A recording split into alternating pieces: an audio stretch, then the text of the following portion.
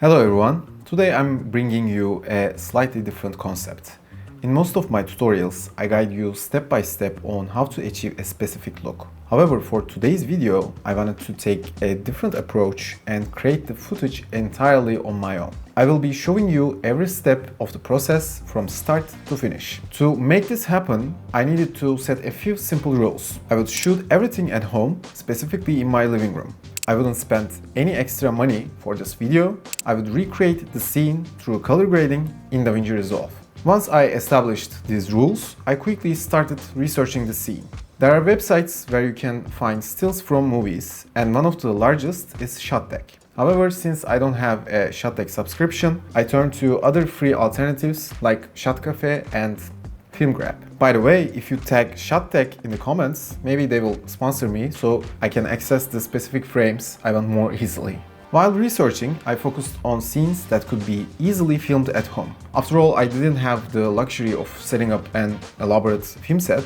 I needed something simple and doable with the equipment I already had, which is pretty minimal. I have a camera, one key light, and a tripod. That's usually enough for my work, though if I ever need more, I prefer renting them. My goal was to create this scene using only what I already had on my hand. After some research, I found the perfect scene.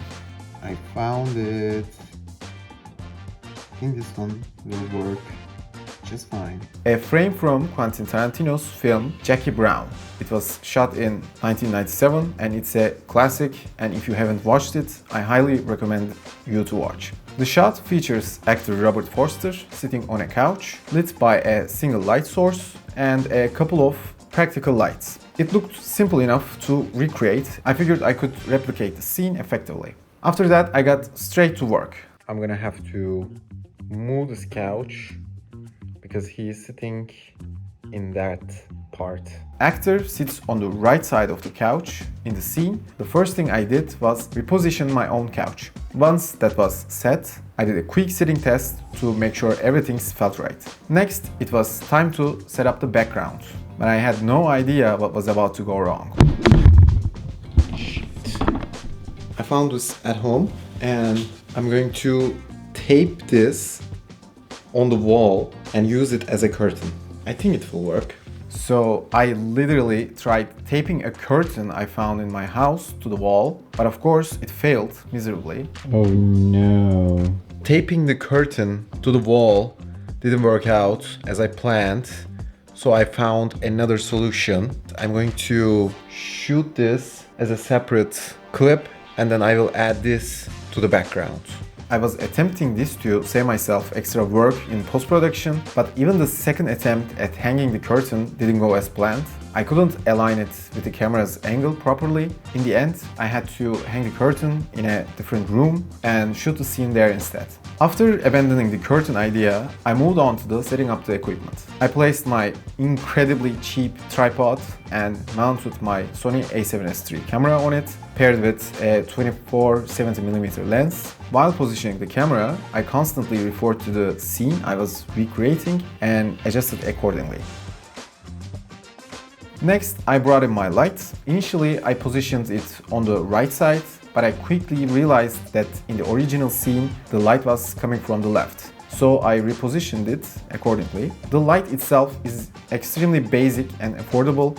It's not very powerful and only emits white light. It's not bicolor, so I can adjust the Kelvin settings. Nevertheless, it gets the job done. I conducted quick lighting tests and decided on the light intensity. However, the light still felt a bit harsh, so I decided to attach an ND filter. This particular filter is a 2-in-1. It's a variable ND filter that also functions as a black promised filter. I used it to soften the image further. After attaching the filter, I ran more lighting tests, but even with the ND filter, the light felt overly intense. To address this, I placed the light behind the curtain I intended to use as a backdrop. This helped diffuse the light, reducing the harsh shadows on the wall behind me, which I found much more satisfying. In the original scene, there is a subtle light source near the actor's forehead coming from the right side. To replicate this, I used one of the, again, incredibly cheap LED lights I had at home. I placed it to my left and it worked well enough for this setup. Next, it was time for a costume test. I had to at least somewhat resemble the actor in the scene, so I prepared my outfit. I think I managed to look pretty close to the original. I also added a prop, a glass of juice, of course, as the character in the scene is holding a drink. Finally, I stepped in front of the camera and delivered my Oscar-worthy performance. You know, a good cop will never let you know that he knows you're full of shit. Now for the most important part, how I pieced it all together. My first attempt was an absolute disaster. I couldn't decide how to separate the background properly. Ideally, I needed to split the footage into 3 parts. First one, the foreground, the couch and me. The second, the background, which is the wall. And the third, the curtains image, which should go between these 2 layers. The curtain looked oversized and unrealistic compared to the original scene, and I struggled with both color and shadow alignments. The first attempt was a total failure, but after identifying the main issues, I quickly moved on to a second attempt, paying attention to those problems, and I think it was a success. First, I imported the footage into the timeline. I duplicated the main clip and stacked them in layers. After that, all the footage was shot in S-Log3, so I converted everything from S-Log3 to DaVinci White Gamut, and then from DaVinci White Gamut to Rec. 709. Then I started with the curtain layer. I masked it and slightly softened the edges of the mask. Then I moved on to my clip. I used the Magic Mask tool to track my own clip. By tweaking the settings in the Magic Mask panel, I tried to refine the selection as much as possible. It wasn't perfect though. The lighting was insufficient, the scene was quite dark, and I was too close to the wall, making it harder to separate myself from the background. But actually, I believe Magic Mask is a fantastic tool overall, despite these limitations. Once the curtain was placed behind me, it still looked massive and unrealistic. So I decided to use 2 curtain visuals and split them into 2 pieces to adjust their position. I also refined their masks accordingly. Once I set their positions, I placed them as close as possible to match the framing of the main scene. Next, I brought in the reference image, lowered its opacity, and placed it directly over my shot, and then I aligned it perfectly. This way, my positioning, angle, and the alignment with both the curtains and the actor in the reference image became identical. After that, I began working on the background. Obviously, my walls weren't burgundy color, so I needed to match that color. Thankfully, I achieved this using the incredible tools available in the color page. First, I reduced the gamma levels. Then, using the RGB mixer, I dramatically increased the red levels. I went back and lowered the gamma and gain levels even further. Throughout this process, I constantly compared the 2 visuals to match the color of the wall in the background.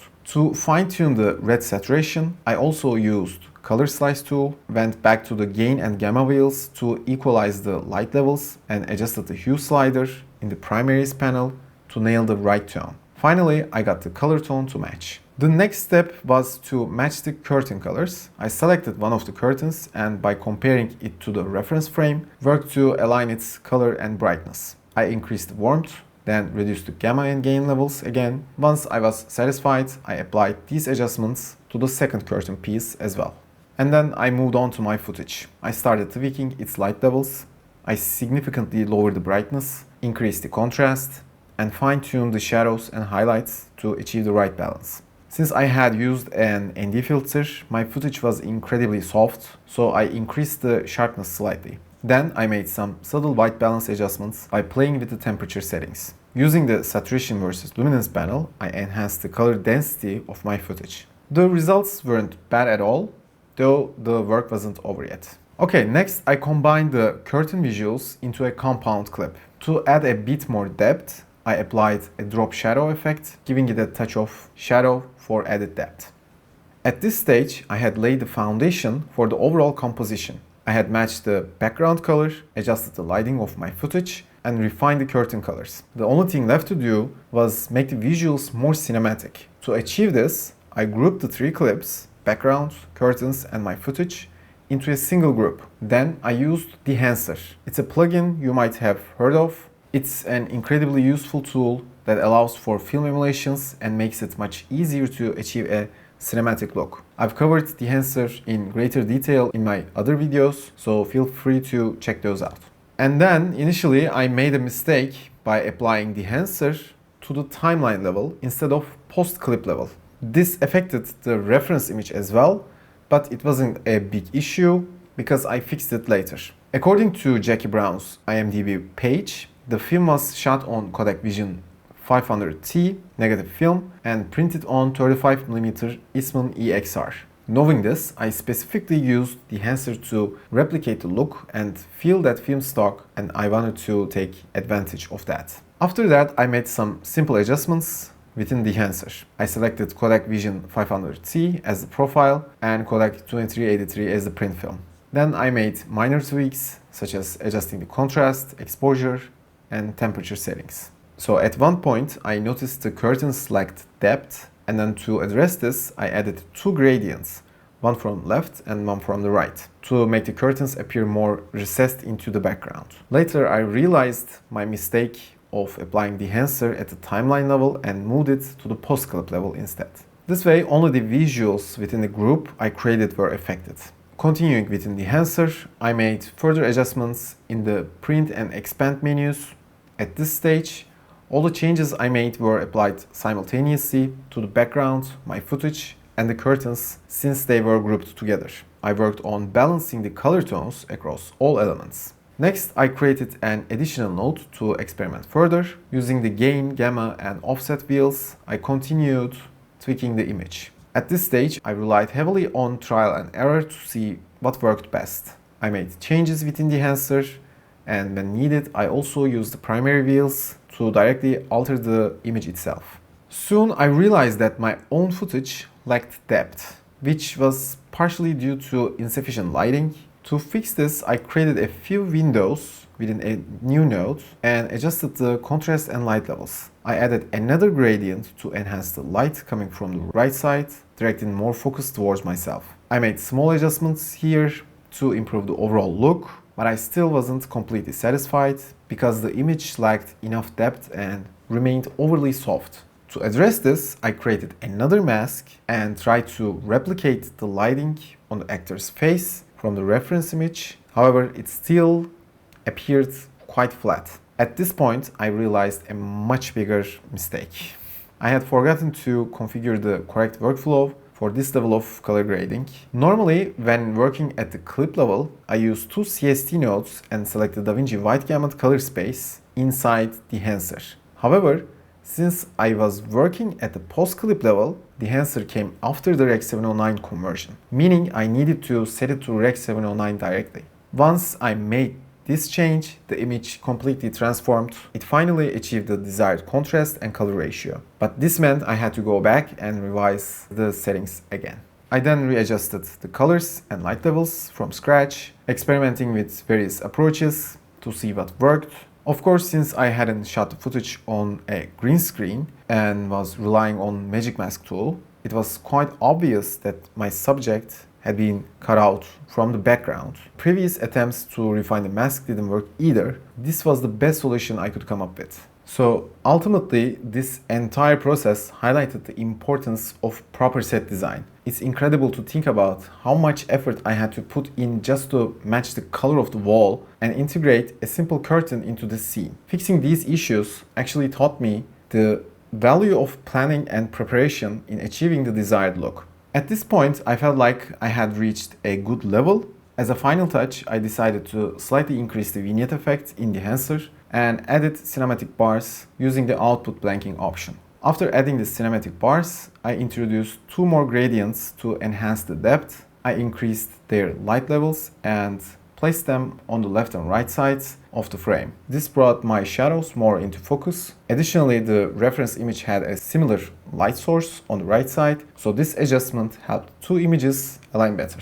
Next, to reduce the artificial appearance of the background, I applied a lens blur effect to the curtains and increased the blur intensity. Looking back at the reference image, I noticed a distinct concentration of light around the actor's eyes. To replicate that, I created a window around my eyes and increased the light levels in that area. And with these adjustments, I arrived at the final result. You know, a good cop will never let you know that he knows you're full of shit. Okay guys, I'm fully aware that the outcome is far from perfect. There are several elements that give away the fact that the image isn't real. The curtain looks almost two-dimensional. The lighting could have been significantly better. Additionally, with a different lens choice, the image could have been sharper. With more effort, I could have brought out better skin tones as well. I think the lack of effort I put into set design led to these results. If I had filmed this on a green screen, the outcome might have been different. However, I genuinely found the entire process to be both enjoyable and educational. Attempting to recreate the whole scene from scratch was excellent practice. It really helped me understand what to focus on, how to approach such challenges in the future. I strongly encourage you to try something like this at home using your own resources. I think the experience is incredibly rewarding. Recreating an existing image, even a seemingly simple one like this one, is truly a challenging task. But I had a great time doing it, and I hope you enjoyed watching this video as well. Please share your thoughts in the comments below. Don't forget to like and subscribe if you'd like to support me. Thank you so much for watching, and I will see you in the next video. Until then, take care.